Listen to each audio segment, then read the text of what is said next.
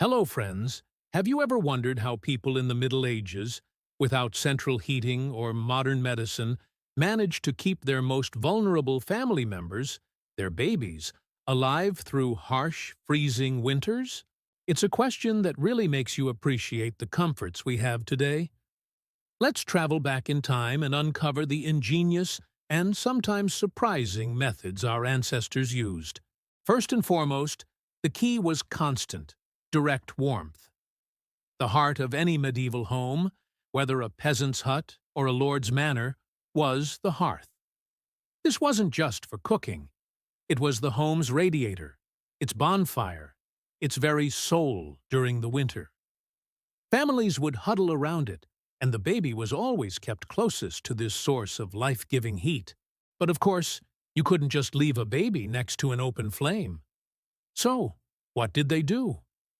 This is where the cradle comes in. Most medieval cradles were made of wood, often crafted to be solid and enclosed, acting like a tiny insulated box. They were frequently placed right beside the parent's bed, which itself was strategically positioned near the hearth. This created a microclimate of warmth. The parent's own body heat, combined with the radiant heat from the fire, helped maintain a stable temperature for the infant throughout the night.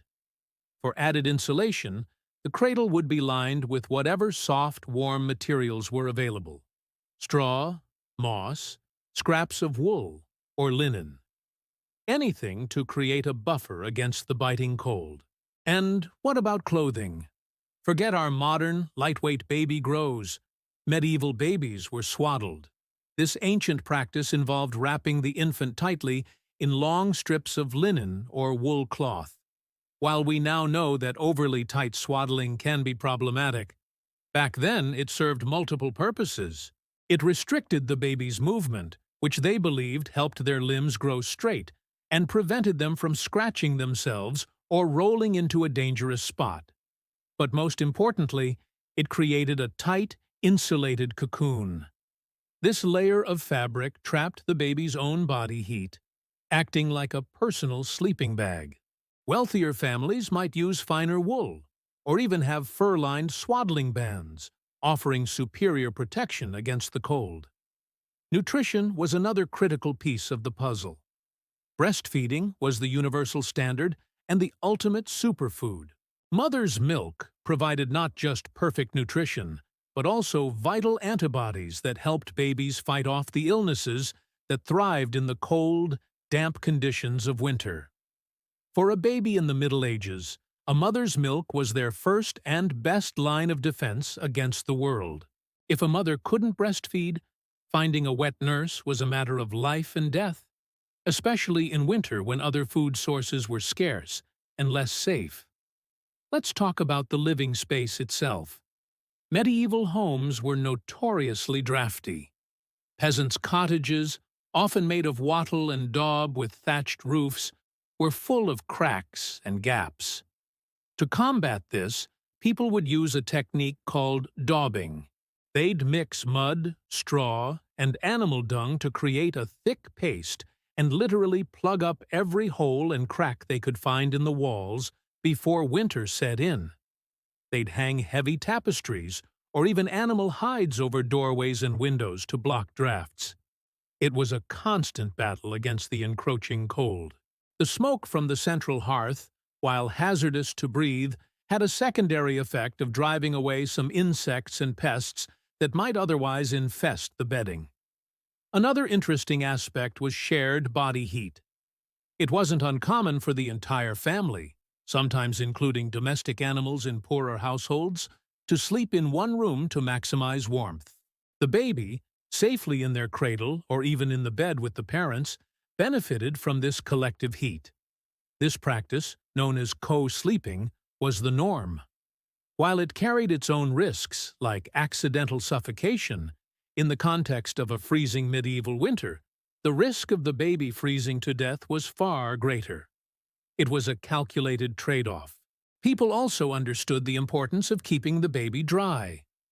A wet baby is a cold baby, and in winter, that could be deadly.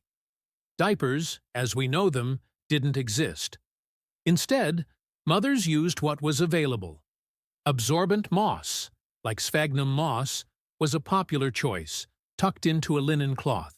Scraps of old fabric were also used and would need to be washed and dried constantly, a challenging chore over an open fire in a smoky hut. Keeping the baby's swaddling and bedding dry was a relentless but essential daily task. For the wealthy, the situation was, of course, better. They had larger fireplaces, sometimes multiple ones, and stone walls that retained heat more effectively once warmed. They had access to more luxurious materials like goose down for bedding and fine wool and furs for clothing and blankets. But the fundamental principles remained the same. Keep the baby close, keep them warm, keep them dry, and keep them fed. So, when we look back, it wasn't one single thing but a combination of practical knowledge, tradition, and sheer resilience. It was the warmth of the fire, the insulation of the cradle, the tight wrap of swaddling clothes, the life-giving nourishment of mother's milk, and the collective heat of the family. These simple but effective strategies, passed down through generations, were the keys to survival, ensuring that even in the darkest and coldest of times, new life could endure. It truly gives you a profound respect for the struggles and ingenuity of our ancestors. Thanks so much for watching and journeying back in time with me today. If you found this fascinating, please hit that like button and consider subscribing for more dives into history. See you next time.